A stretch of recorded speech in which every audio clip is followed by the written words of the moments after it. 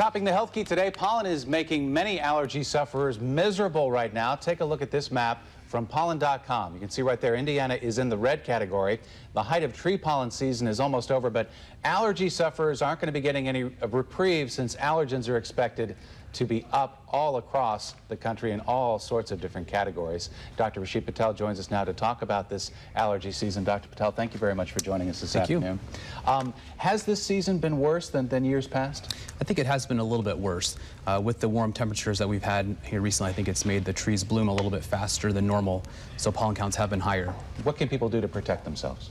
I think a couple things. One, if you know that you're going to spend a lot of time outside, when you come inside, change your clothes, maybe take a shower. It can help get some of the pollen off of you quickly.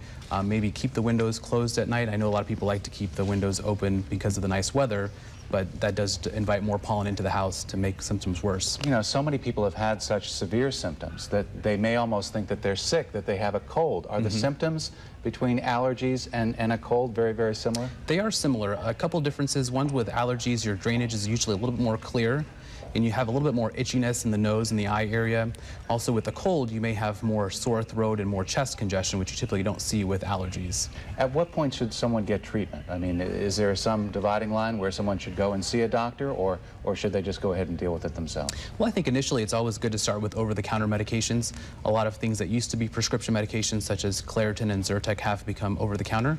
It's always good to try that, even things such as Benadryl, which has been around for a long time, are things to start with.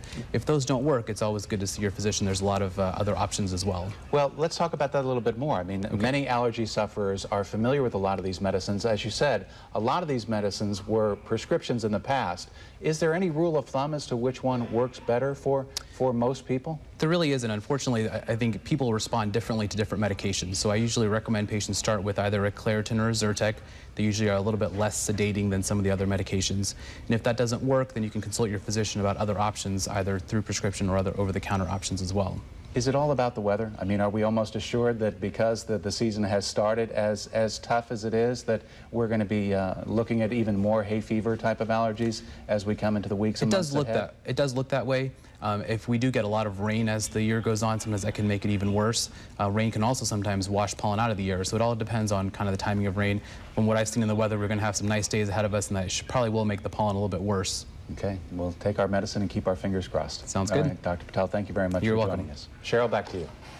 All right, thank you. And it's all about the weather. Yeah, it is. It's, you know, this is an amazing month. This is our fourth 80-degree high temperature. So the doctor's absolutely right. This warm weather has just kicked everything into overdrive.